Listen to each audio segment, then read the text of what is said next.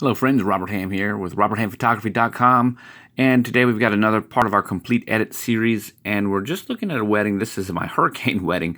Took place during Hurricane Matthew in Chesapeake, Virginia. The venue was changed last minute in order to be able to accommodate an indoor location, which meant that not really much changed for me, just a different place. However, we still had a lot of fun. You notice that all of the images have a pretty heavy gazing of tungsten underneath them. That's because we had lights in the room that were really quite orange. I am using flash here, so we've got a flash each to the side coming in, as well as one in front, but in front of them in order to fill beneath, and then have the flash kind of bouncing down from the side, the strobes. And we're going to sync white balance with the flash, and the whole purpose of that is to be able to maintain this crisp white color. Let me kind of just give you an example of what happens if you don't do that. I took some pictures because I wanted to turn this into a tutorial.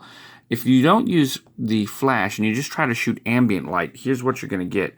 You still will be able to come in here and get a nice white color or white balance, because your camera is going to allow you to set a custom white balance for the settings. But also, even on the auto white balance, most cameras today will do a pretty good job of picking up that white. But more importantly, if we look here, we're at 1-to-1 ratio in the eyes. If we look in the eyes, there's not really any catch light in the eyes.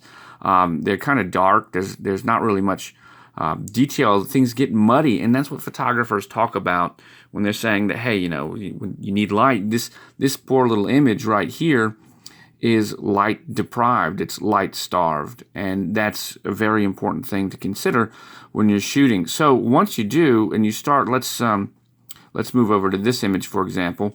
This one, we've added quite a bit more flash, and you can see the difference between the two right there. And that's important because now as we zoom in, as you can notice right there, we are beginning to get some catch light in the eyes, and we also can see the 3-flash setup that's going on. And you can also see that we've got a lot more detail and a lot more to work with. And also notice here in our histogram, we're really nicely exposed for the most part to the center. We've got some underexposed elements right here that you see. And what is that? That is here. That's his black jacket. That's what these colors represent. But everything else, the whites in there are pretty neutrally exposed. And that's really the base point that we want to start off with. Just to kind of look, we start off with this wedding around 700 photos.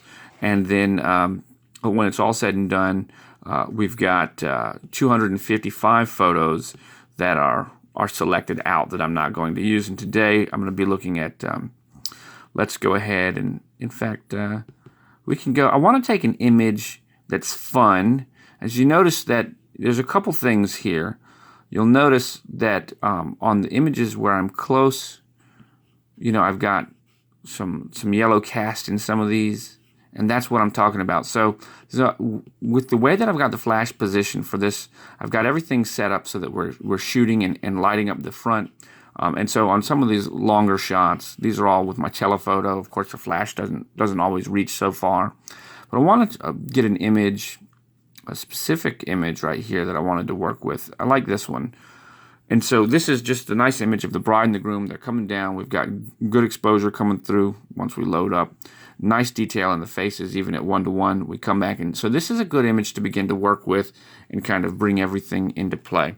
Now, guys, as part of the Complete Edit series, you'll see a couple different videos as we go on through here. I'm recording this on my Note 7, so hopefully it doesn't doesn't overheat on me and begin to smoke. I haven't had that problem, though.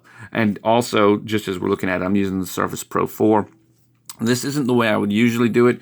It's set up in easel side, so it's if I'm a little bit slow on how I react, that's why. It's because it's just a little bit outside of the way I would normally use this device. Anyways, so we've got the image, and we're pretty okay with everything, but the first thing I want to do is start off and get my crop right where I want it, because I want to get this in the background to be right where it is. And I don't usually like to crop. I might keep a little bit of that in, but I just don't like the way that is up top. So I like that quite a bit more. It shows that they're coming down. The second thing I want to do is I want to adjust the color cast of the surrounding image. And this this image has a lot of yellow. Most people are going to come down here to white, their white balance. I'm not going to use that. I'm actually going to use the hue, saturation, and luminance. Also, I shot in RAW plus JPEG. This is a JPEG. I just find that this is a good image to begin with. If there was something really raunchy like some of the other images, if I choose to use them, I'll probably go to the JPEG because the white balance is just too far out of whack on some of them for me to use. But this one's fine. So anywho, I come right down here, and the first thing I'm going to do is go to my saturation, and because I see a lot of yellow, I'm going to take the yellow and just pull it down a little bit. And as you can see right there, just from here to here, we're beginning, you don't want to take the yellow too down because you're going to lose a lot of color and contrast, but you want to bring some of that yellow out so we can begin to get that color out, and then take some of the orange down. Great. And now our image is already beginning to just get rid of and subtract those colors that we don't want. But we still need a little bit of it because we want to brighten the image up some, and I don't particularly want to use my brightness sliders. And I don't want to use them because when you get into start adjusting exposure and everything, you can introduce noise and grain into the image. Noise reduction, I've already added this part of my, anytime I shoot indoors, I'm hitting 22 on noise reduction. Just for my system, that's what works. And now that I've got the image where I want it, a beginning spot, let's look at the original image. So you can see original, right? And you can see how the white in her dress is coming out quite a bit more. Just with a couple of adjustments, you can see the white in the background is looking a little bit nicer. And also, it looks like maybe my crop's a little bit off alignment there, so I can adjust that later. But this is right where we are right here. You'll also notice I've added ahead of time post-crop vignette, which I like.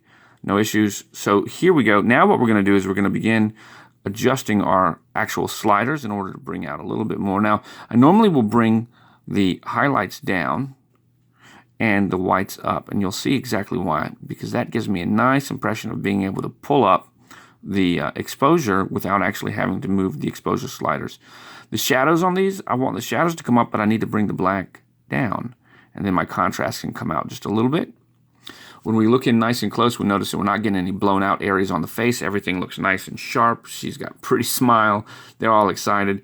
And the last thing that I'm going to do down here is come down here and look a little bit at the clarity. Now, sometimes people like a real, very processed image. I don't. I like to bring that out just a little bit and add some dreaminess. I usually drop it down to about 10. I'm going to use my keyboard here to go -10 and enter. So now, looking at the image prior to any additional adjustment, we've got our before and our after. Before and after. Before and after. I think I like that image quite a bit better. The last thing I guess I could do is just open this up and kind of align it a little bit. This would also be another image, just so you know, I'm quite fond of 16:9. So this could also be an image that would look really nice as a 16:9. You know, that kind of puts a bride and a groom a little bit closer to the center.